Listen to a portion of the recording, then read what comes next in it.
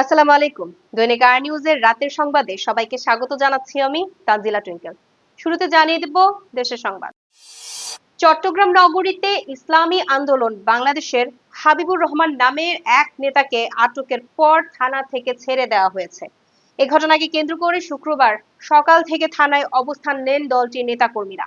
পরে বেলা 3:30টার সময় পুলিশ তাকে ছেড়ে দেয়।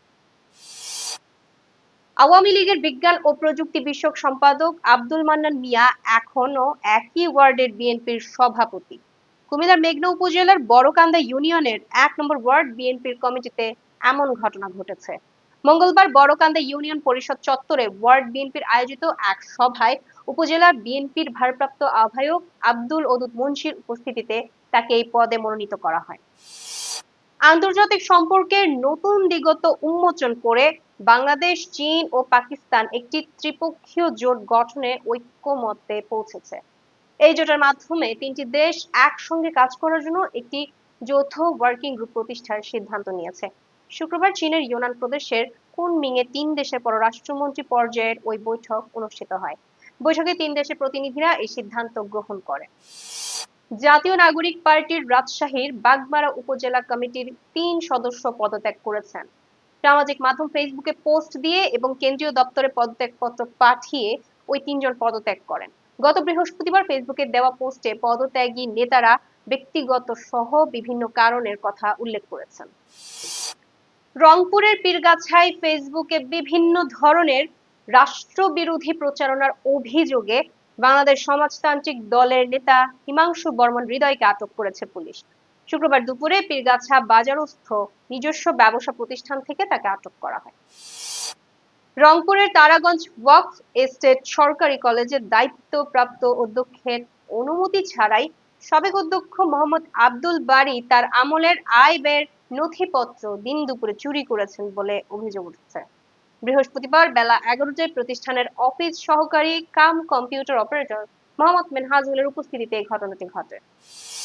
মাধ্যমিক ও উচ্চ শিক্ষা অধিদপ্তর 2020 সালের অক্টোবরে প্রদর্শক পদ সহ 4000 শূন্য পদের জন্য নিয়োগ বিজ্ঞপ্তি প্রকাশ করেছিল। তবে মৌখিক পরীক্ষা 1 বছর পেরিয়ে গেলেও অজানা কারণে এখনো পর্যন্ত চূড়ান্ত ফল প্রকাশ হয়নি। এই দীর্ঘসূত্রতার কারণে মৌখিক পরীক্ষায় অংশ নেওয়া হাজারো তরুণ তরুণীর মাঝে ক্ষোভ বাড়ছে। প্রদর্শক ফল প্রত্যাশীরা বলছেন 2020 সালে বিজ্ঞপ্তিতে নিয়োগ পরীক্ষা সহ গত বছরের জুন মাসে মৌখিক পরীক্ষা নেওয়া হয়, অথচ এখনো ফলাফল প্রকাশ করা হয়নি। আমরা দ্রুত ফল প্রকাশের দাবি করছি। এবার আন্তর্জাতিক প্রসঙ্গ। মার্কিন প্রেসিডেন্ট ডোনাল্ড ট্রাম্প বলেছেন, আমি 4-5 বার নোবেল শান্তি পুরস্কার পাওয়ার যোগ্য, কিন্তু আমাকে দেওয়া হচ্ছে না কারণ আমি লিবারেল নই। সম্প্রতি এমন বক্তব্যে ট্রাম্প বলেন, আমার মতো মানুষদের জন্য নোবেল দেওয়া হয় না।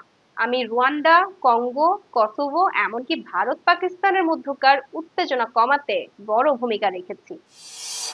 ইরানের সঙ্গে চলমান উত্তেজনার মধ্যে ইসরায়েলের সেনাপ্রধান আইয়াল জামির এক ভিডিও বার্তা প্রকাশ করেন। এ বার্তায় ইরানকে সতর্ক করে তিনি বলেন, আমরা আমাদের ইতিহাসের সবচেয়ে জটিল অভিযান শুরু করেছি। এই শত্রু বড় ধরনের হুমকি তৈরি করেছে। খবর মিডল ইস্টায়। তিনি আরো বলেন, আমরা কিছু গুরুত্বপূর্ণ সাফল্য পেয়েছি, তবে সামনে আরো কঠিন দিন আসছে। এবারে খেলার খবর। গেমস আসে, গেমস যায়, সাফল্যের খাতা থাকে বিবর্ণ। আগামী 6 মাসের মধ্যে 3টি মাল্টিন্যাশনাল গেমস খেলবে বাংলাদেশ।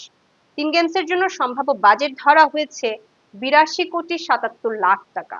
বিপুল এ অর্থের বিপরীতে সাফল্যের সম্ভাবনা কেমন, ক্রীড়া সংশ্লিষ্টদের প্রশ্ন করা হলে তার সুনির্দিষ্ট উত্তর কিন্তু পাবেন না।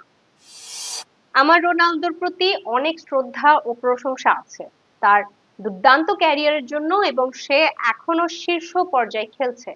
আমাদের প্রতিদ্বন্দ্বিতা ছিল শুধুই মাঠে। আমরা দুজনই নিজেদের দলের জন্য সেরা পারফরমেন্স দেওয়ার চেষ্টা করেছি, তবে মাঠের বাইরে আমরা দুজন সাধারণ মানুষ। আমরা বন্ধু নই কারণ আমাদের একসঙ্গে সময় কাটানোর সুযোগ হয়নি, কিন্তু আমরা সবসময় একে অন্যকে সম্মান করেছি। দর্শক, এতক্ষণ সাথে থাকার জন্য ধন্যবাদ। পরবর্তী সংবাদ দেখার আমন্ত্রণ জানিয়ে শেষ করছি।